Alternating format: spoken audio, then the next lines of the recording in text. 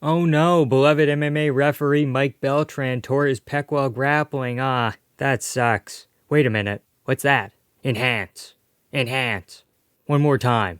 I think I've seen that somewhere before. Miguel Mike Beltran is one of MMA's premier referees, overseeing absolute barn burners such as Leon Edwards vs. Bilal Muhammad II and Jose Aldo vs. Mario Bautista. But refereeing doesn't always pay the bills, so Miguel moonlights as a Los Angeles County sheriff. Of course, there's nothing wrong with this. Countless other referees have other jobs as well, some still in the world of MMA, of course, and some have more normal jobs like you and me. For a long time, Mike Beltran's look got him in some hot water, right? Dana would not let him referee in the UFC because of his beard and his tattoos, and because he's a really big, intimidating figure, because it kind of takes away from the fighters. I can understand the concerns, because anytime we see this referee, the internet focuses on him instead of the fight. So the same thing applies to Mike and his massive beard. When he does ref UFC events, he has to tuck it in. But today we're not focused on the beard, we are focused on the tattoos. More specifically, this one right here.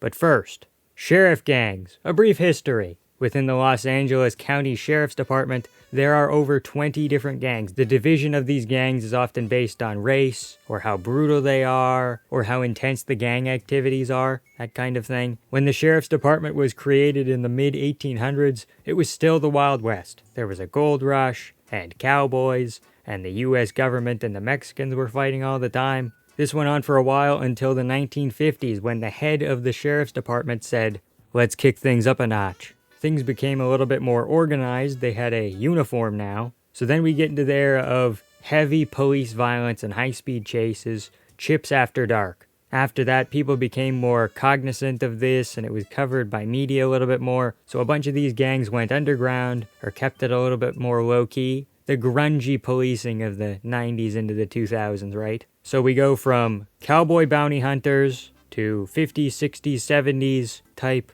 idyllic police officers with a rough edge to the 90s, where everything gets really gritty. This is where we enter Mike Beltran territory. Now you may be thinking, gangs within a police department? It seems like these two things being separate should be pretty standard, no? And to that I say that all these gangs are so deeply rooted in the sheriff's department that if you were serious about flushing them all out, 1, they'd be unsuccessful. 2, they'd be getting rid of such a significant portion of their force that they would be short-staffed for a very long time.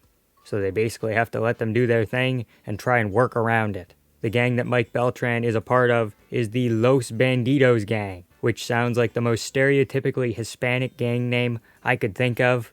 Okay, I have 2 more. La Mafia del Sombrero, Los Reyes Marrones. Within Los Bandidos, to even be eligible to get the tattoo, you have to, quote-unquote, chase ink, which basically means you have to commit some sort of violent crime, police brutality, that sort of thing, typical gang initiation stuff. So, putting it all together, Mike, or Miguel Beltran, is a member of the LA Sheriff's Department, and he has a tattoo that you can't get without doing criminal activities. Therefore, Mike has probably committed some crimes. The main 2 things that Los Bandidos do are sell meth, as well as traffic women and children. I'm not here to try and accuse Mike Beltran of being Captain Cook or something, but we have evidence that he allegedly committed a crime. This is the only one that we have public records of, but where there's one crime, there's often more. A 2002 court filing actually mentions him by name. Here's the details of that.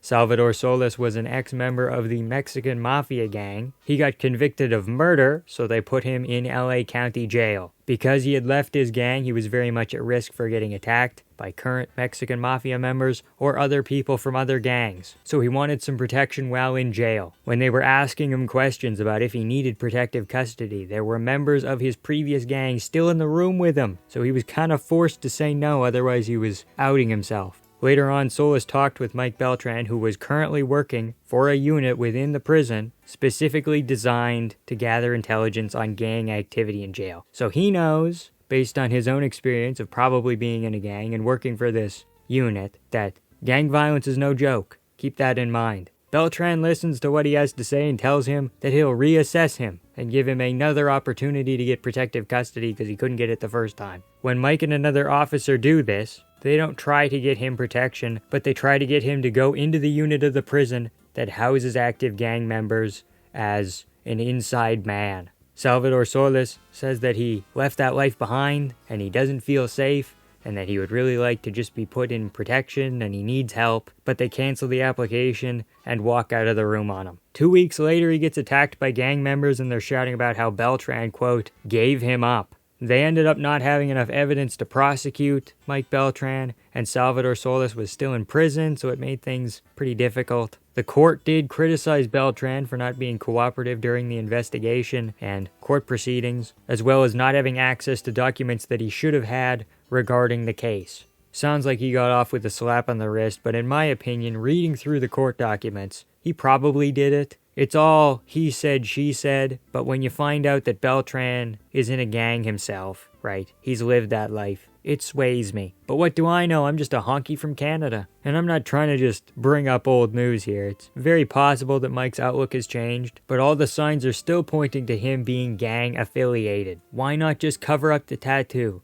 And he is very vocal about his proud Mexican-American heritage. Every shirt is skulls with Hispanic iconography. This shirt looks like his tattoo, which is the gang symbol. Oh, well, maybe the guy just likes skeletons, okay? Give him a break. No, because his tattoo specifically has ELA written on it, meaning East Los Angeles, which is part of the registered gang symbol. Like, what if we found out that Herb Dean was a Crip? Would he still be so beloved? Would he be reffing the best fighters in the world? Mike has had so many opportunities. He's been an actor on a couple shows, one of the world's premier referees. Here he is with the president. Hell, people make fan art for the guy. Where's my fan art, huh?